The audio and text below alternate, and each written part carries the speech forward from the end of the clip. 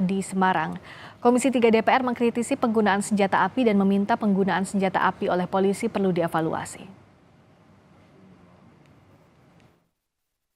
Kapolrestabes Semarang, Irjen Irwan Anwar meminta maaf saat rapat bersama Komisi 3 DPR Selasa pagi.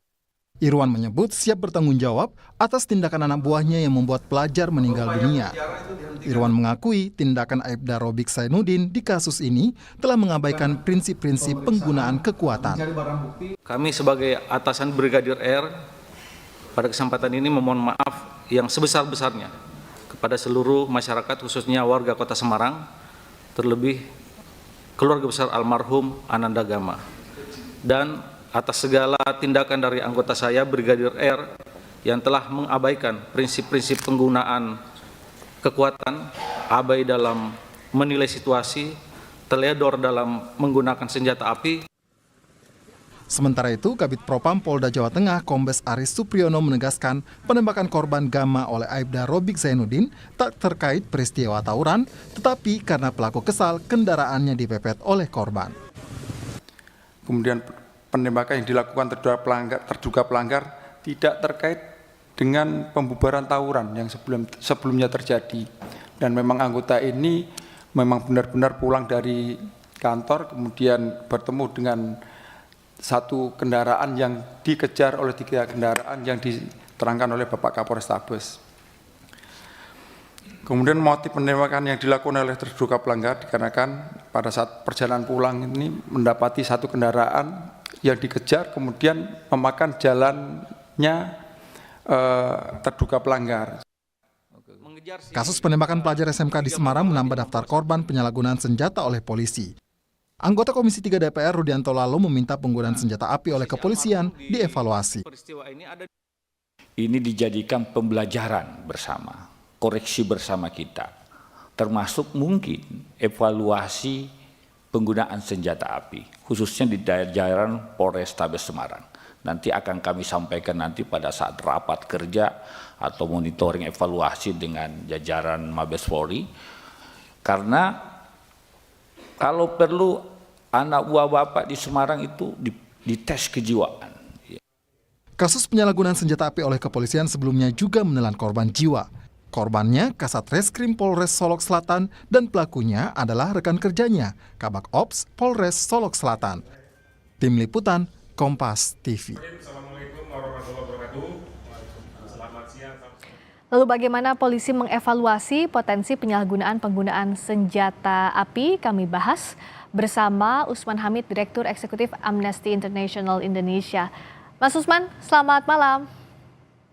Selamat malam, Mbak Fiska. Selamat malam. Malam, kami juga mengundang anggota Komisi 3 yang tadi menggelar pertemuan dengan Kapolrestabes Semarang, namun hingga kini belum ada yang berkenan untuk bergabung dalam dialog. Bang Usman, kalau bicara soal evaluasi senjata api, begini kan sebenarnya di Perkap sudah jelas, lalu di Perpol juga ada bahkan. Nah, tapi apa sih sebenarnya yang jadi masalah sampai sekarang harus ada kasus dulu, baru ada evaluasi kemudian? Ya, nah itu yang saya kira sangat disayangkan. Evaluasi terjadi setelah adanya peristiwa penembakan seperti yang terjadi di sana. Kalau berbicara tentang Perkap, ada setidaknya 2 peraturan Kapolri yang mengatur senjata api di dalam tindakan-tindakan setiap anggota kepolisian. Yang pertama adalah peraturan Kapolri nomor 1 tahun 2009 tentang penggunaan kekuatan di dalam tindakan kepolisian. Nah, penggunaan kekuatan itu tidak boleh mengutamakan kekuatan yang mematikan atau senjata yang mematikan. Yang kedua adalah peraturan Kapolri nomor 8 tahun 2009 tentang implementasi dari prinsip-prinsip hak asasi manusia dalam tindakan Polri. Nah, senjata api itu filosofinya dalam standar-standar internasional adalah to save life, to protect life, untuk melindungi kehidupan. Jadi senjata api itu hanya benar-benar digunakan ketika ada ancaman nyawa, baik itu warga masyarakat atau misalnya aparat keamanan yang berada dalam situasi terancam kehidupan atau nyawanya. Barulah di situ senjata api bisa digunakan. Ada dasar legalnya, hukum. Itu pun kalau benar-benar diperlukan. Kalau orangnya lari lalu tidak melakukan perlawanan, mungkin tidak perlu. Atau secara proporsional, misalnya kalaupun ditembak ketika orang melakukan tindakan kekerasan mengancam nyawa aparat, tembaknya mungkin di tangan atau mungkin di kaki, bukan di titik-titik mematikan. Nah, hal semacam ini sebenarnya sudah ada. Pertanyaannya adalah apakah prosedur itu ketika dilanggar benar-benar pelanggarnya dihukum. Jadi akuntabilitas semacam itu yang saya kira tidak ada di dalam banyak kasus yang mungkin sulit untuk dihitung lagi jumlahnya. Oke, kalau tadi rapat Komisi 3 DPR bersama jajaran Polrestabes Semarang ada perbedaan pernyataan bahwa korban Gama ini kalau menurut Kapolrestabes ini terlibat tawuran, tapi kalau kata Kabid Propam Polda Jawa Tengah ini tidak terlibat tawuran. Tapi dari dua alasan ini, menurut Anda apakah semestinya tidak ada opsi menggunakan senjata api apalagi menghilangkan nyawa? Tidak ada seharusnya ketika menangani ketertiban, keamanan atau ketertiban umum dalam skala yang seperti itu. Kecuali dalam situasi huru-hara. Itu pun ada gradasinya. Ya. Kan polisi punya alat, misalnya alat pentung atau alat pelindung lainnya dan seterusnya gitu. Ada usaha-usaha persuasi kepada tokoh masyarakat, kepada tokoh-tokoh agama dan seterusnya ketika ada sebuah kericuhan dalam skala besar. Tapi kalau dalam skala peristiwa misalnya di Semarang, sama sekali tidak perlu ada senjata api. Kepolisian itu, setiap petugas kepolisian pada dasarnya tidak diperbolehkan membawa senjata api setiap hari. Dia adalah petugas dari lembaga sipil. Jadi bukan lembaga militer yang misalnya setiap waktu bersiaga untuk adanya perang dan seterusnya gitu. Jadi saya kira kontrol terhadap senjata, kontrol terhadap kepolisian itu harus benar-benar berbasis pada pendekatan sipil, bukan pendekatan senjata api seperti itu. Jadi dalam kasus Semarang, alasan untuk mengatakan bahwa Gama itu terlibat tawuran, seandainya pun benar, faktanya kan salah. Kalaupun benar, tidak diperbolehkan anggota kepolisian menggunakan senjata begitu saja. Apalagi sekarang kita lihat beredar CCTV atau beredar sebuah video yang memperlihatkan bahwa penembakan itu terjadi begitu saja tanpa ada alasan yang bisa membenarkan anggota kepolisian menggunakan senjata api. Tidak ada keadaan mendesak, tidak ada keadaan terancam dari dirinya sebagai petugas yang ingin menyelamatkan diri atau menyelamatkan orang lain. Jadi saya kira tindakan di Semarang itu sama sekali tidak bisa dibenarkan. Yang kedua, yang juga sangat penting, Priska, adalah kebiasaan aparat ketika melakukan pelanggaran, lalu meminta korbannya untuk membuat surat pernyataan, tidak akan menuntut. Itu mengajarkan masyarakat untuk tidak mematuhi hukum, mengajarkan masyarakat untuk justru menghindar dari proses hukum. Itu saya kira harus dihentikan. Silahkan kalau pihak kepolisian, misalnya Kapolri, Kapolda, ingin memberikan katakan bantuan. Tapi tidak boleh ada ikatan, tidak boleh mengikat. Misalnya diminta untuk menandatangani pernyataan untuk tidak menuntut hukum. Itu haknya dia. Haknya itu nggak bisa dicabut, ditukar dengan uang atau apapun. Itu yang saya kira harus jadi catatan Kapolri, Kadif Propam, Irwasum, dan seluruh jajaran PJU di kepolisian. Kalau soal gradasi dan berbalik ke aturan sudah dijelaskan juga Bang Usman tadi di peraturan Kapolri jelas. Bahkan di pasal 48 huruf B penggunaan senjata api oleh polisi hanya digunakan dalam keadaan adanya ancaman terhadap jiwa manusia, itu per Kapolri nomor 8 tahun 2009. Betul. Dan bahkan disebutkan juga di pasal 8 ayat 2 ini adalah upaya terakhir untuk menghentikan tindakan pelaku kejahatan atau tersangka. Nah, dalam kasus ini sementara sudah ada dasar hukumnya, apa yang bisa dilakukan, siapa yang bisa berwenang untuk mengawasi penegakan hukum saat ada pelanggaran hukum, sementara yang melakukannya adalah polisi. Artinya kan harus ada transparansi di lini penegakan hukum, Bang Usman. Iya, jadi harus ada pengawasan yang berlapis. Pengawasan itu bisa bersifat internal. Ya, misalnya di kepolisian itu kalau kasusnya secara umum itu diawasi oleh Irwasum, Inspektorat Pengawasan Umum. Tapi kalau sudah sangat spesifik masuk ke dalam tahap proses hukum, penyidikan itu ada Karowasidik, Kepala Biro Pengawasan Penyidikan. Kalau menyangkut pelanggaran profesi itu ada Kepala Divisi Propam, ada Paminal di bawah. Itu pengawasan yang bersifat internal.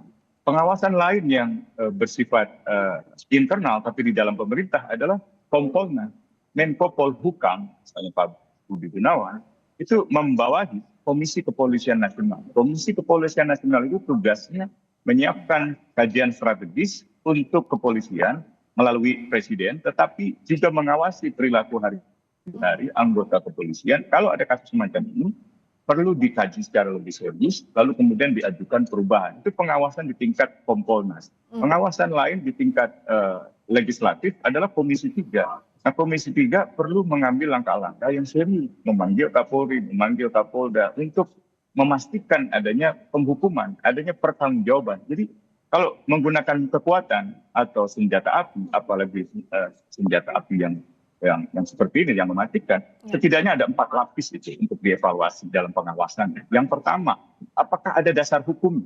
Tadi Mbak Friska benar mengatakan bahwa penggunaan senjata api itu dibatasi dan hanya boleh digunakan dalam situasi kalau ada ancaman nyata, baik itu kepada warga masyarakat maupun kepada aparat yang sifatnya segera dan nyata. Dan kalau tidak digunakan, maka nyawa seseorang itu akan misalnya hilang. Yang kedua adalah selain batas legal atau batas dasar hukum, yang kedua adalah memang tindakan itu benar-benar diperlukan, ada azas necesitas. Yang ketiga, tindakan itu proporsional, ada asas proporsionalitas. Dan yang keempat adalah azas akuntabilitas. Ya kalau diduga melanggar aturan, dia harus bisa dipertanggungjawabkan di muka hukum. Jangan sampai ini berhenti di tingkat indisipliner, karena ini sudah bisa dikategorikan sebagai pembunuhan di luar hukum.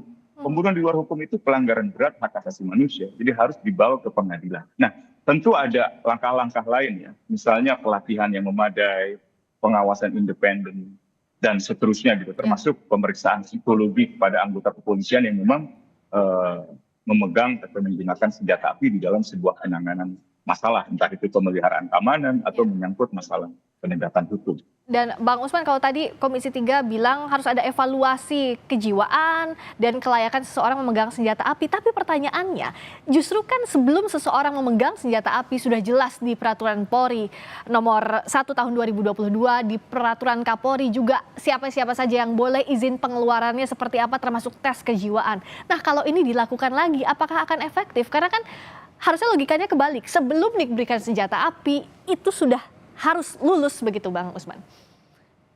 Ya, sebenarnya baik sebelum menggunakan senjata api atau sebelum diberikan hak keabsahan untuk menggunakan senjata api, pada saat ia menggunakan senjata api dalam tugas maupun setelah ia menggunakan senjata api, itu selalu harus dievaluasi kondisi psikologi. Bisa saja seorang petugas kepolisian ketika meminta izin menggunakan senjata api, psikologinya sangat stabil, sangat matang, dan tidak emosional. Tetapi ketika menghadapi suatu masalah, ia bisa berubah menjadi sangat temperamental. Misalnya hanya karena dipepet, seperti dalam kasus Gama, lalu ia marah dan kemudian menggunakan senjata api seperti itu. Jadi baik sebelum mendapatkan izin menggunakan senjata api, saat melaksanakan tugas dengan senjata api, maupun setelah menggunakan senjata api, itu harus dievaluasi, termasuk berapa peluru yang keluar, berapa senjata yang digunakan, jenis senjatanya. Nah, tapi di luar itu semua, yang terpenting yang sering kali dihadapi oleh masyarakat adalah tidak adanya penghukuman. Jadi biasanya kasus macam ini berhenti di tengah jalan, entah karena hukumannya ringan, misalnya indisipliner, atau sekedar dimutasi, atau misalnya masyarakatnya diminta untuk tidak menuntut, sehingga tidak ada desakan kepada kepolisian untuk mengambil tindakan hukum seperti menghukum anggotanya atau mengajukan anggotanya ke muka hukum, ke pengadilan. Oke, kalau dari berkaca dalam kasus ini, tadi juga secara ekstrim dikatakan oleh Wayan Sudirta, anggota Komisi 3 DPR, ya bahkan polisi dikasihnya pentungan aja seperti di negara maju. Tapi kan ini tampaknya bukan solusi juga, tidak bisa menggeneralisasi ya Bang Usman untuk hal ini. Nah, jalan tengahnya itu apa? Dalam waktu dekat lah, kalau secara aturan kan sudah ada, kalau dievaluasi secara berkala itu harus, tapi jangka dekatnya apa ya untuk jadi solusi jalan tengahnya? Jangka waktu dekatnya tidak bisa bersifat emosional seperti itu. Udah, nggak boleh pakai senjata api, cukup pentungan. Sudah, bawa saja Polri di bawah TNI. Itu kan solusi-solusi yang jangka pendek, yang sangat emosional, yang mungkin disebabkan karena ketidaksukaan yang lain. Yang terpenting adalah memastikan bahwa orang yang menembak Gama itu mendapatkan hukuman di pengadilan. Tentu saja ia harus diproses hukum secara benar, secara adil. Diberikan hak pendampingan, diberikan hak pembelaan, tapi harus sampai di pengadilan umum. Yang kedua adalah adanya transparansi dalam penggunaan senjata api. Harus ada pengumuman secara berkala termasuk pemeriksaan psikologis secara berkala Oh. terhadap setiap orang di dalam kepolisian dan juga di luar kepolisian, karena banyak juga warga sipil yang bisa mendapatkan senjata api, pengacara atau misalnya pejabat, politisi dan seterusnya. Jadi harus ada semacam transparansi dan akuntabilitas. Dan yang juga penting adalah mengefektifkan pengawasan independen. Pengawasan independen itu untuk memastikan bahwa pengawasan internal di kepolisian lewat Irwasum, Karwasidik, lewat Divpropam dan seterusnya atau Paminal itu bisa berjalan efektif karena adanya pengawasan independen dari lembaga misalnya seperti Kompolnas atau dari Komisi Nasional Hak Asasi Manusia atau dari lembaga-lembaga masyarakat dan juga lembaga legislatif seperti Komisi 3. Jadi saya kira dengan akuntabilitas, transparansi dan pengawasan independen itu maka kasus-kasus semacam ini di kemudian hari bisa berkurang setidak-tidaknya. Nah, untuk tes kejiwaan misalnya secara berkala ini bisa dasar hukumnya peraturan Kapolri saja cukup, Bang Usman? Untuk waktu cepat? Cukup lah saya kira itu. Cuman yang saya kira itu perlu dilakukan gitu ya. Meskipun jangan sampai kasus ini jadi dilupakan. Gitu. Ya. Nah, itu yang harus penegakan hukumnya itu ya, dulu Bang Usman pelaku ya. penembakan. Ya, penegakan hukumnya dulu. Entah kasus yang polisi membunuhnya di Bogor atau misalnya polisi yang menembak pelajar gitu ya, atau polisi yang menembak mahasiswa dan seterusnya gitu. Jadi harus ada pertanggungjawaban atas setiap penggunaan senjata api, apalagi sampai mengakibatkan hilangnya nyawa manusia. Yang bisa mendesak agar penegakan hukum ini bisa berjalan transparan, satu juga memberikan efek jerak kan, kalau tadi dikatakan hukumannya indisipliner, tidak pidana maksimal, tidak ada efek jerak. Nah itu siapa yang bisa mendesak itu, Bang Usman? Ya kita semua. Pertama tentu saja kita berharap fungsi-fungsi pengawasan internal di kepolisian berjalan. Kalau tidak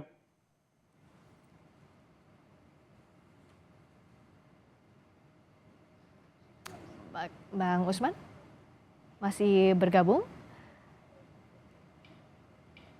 Tampaknya terputus koneksi komunikasi dengan Direktur Eksekutif Amnesty International Indonesia Usman Hamid, tapi tadi dijelaskan bahwa pengawasan internal ini penting, termasuk juga pengawasan independen dan juga penegakan hukum ini harus maksimal terhadap pelanggaran penggunaan senjata api, apalagi sampai menghilangkan nyawa. Terima kasih sudah bergabung tadi Usman Hamid, Direktur Eksekutif Amnesty International Indonesia.